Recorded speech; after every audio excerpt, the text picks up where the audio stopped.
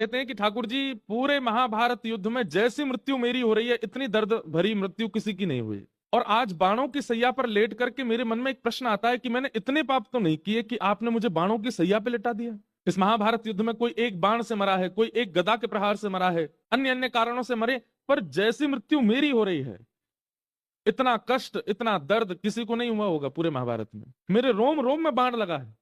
ठाकुर जी बोले तो, बोले मैं ये कहना चाहता हूं नाथ, मैंने इतना पाप तो नहीं किया कि आपने मुझे ऐसा कष्ट दिया। और मुझे अपने 100 जन्मों की याद है कि मैंने इतना बड़ा पाप कभी किया नहीं कि मुझे ऐसा मृत्यु का मुख देखना पड़े। ठाकुर जी बोले पहली बात, जन्म केवल 100 होते हैं एक मानव के, जन्म केवल 100 होते हैं मानव के, 101 भी तो हो सकते हैं। आपको अपने 100 जन्मों की याद है, 101वें जन्म की याद है आपको, आपने तब क्या किया था? विष्णु पितामह बोले नहीं, 101वां तो याद नहीं है। ठाकुर जी ने 101वां जन्म याद दिलाया।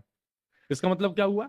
हम आज क्या भोग रहे हैं, ये कब का भोग रहे हैं हमें नहीं पता। ये हमारे कौन से जन्म का कर्म है, कब का प्रारब्ध है, इसके चिंतन में ज्यादा मत रहिए। मैंने ऐसा क्या कर दिया जो मैं ये भोग रहा हूं, मैंने ऐसा क्या किया। कई बार आप लोग देखेंगे महापापी लोग बहुत प्रसन्न घूमते हैं, कुछ नहीं होता उनको। कई बार इकट्ठा करते हैं ठाकुर जी पर, एक साथ देते हैं, एक साथ बेचते हैं, एक साथ करते हैं, पर पाप होते हुए देखना महापाप। यदि योग्यता है तो रोकिए, और योग्यता नहीं है तो चुपचाप वहां से चले जाइए, उस सभा में मत रहिए। आप योग्य थे लेकिन फिर भी आपने द्रौपदी का चीरहरण नहीं रोका। कहीं ना कहीं मेरी अपेक्षाएं थी आपसे, मेरी उम्मीदें थी आपसे। मैंने उस समय द्रौपदी के चीरहरण के समय जब दृष्टि घुमा करके पूरी सभागृह में देखा, सब पर मुझे विश्वास था कि ये तो ऐसे ही हैं, ये तो चाहते ही हैं कि द्रौपदी निर्वस्त्र हो।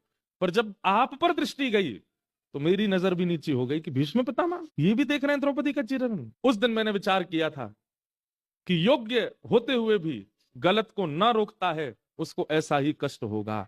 हम आप सब योग्य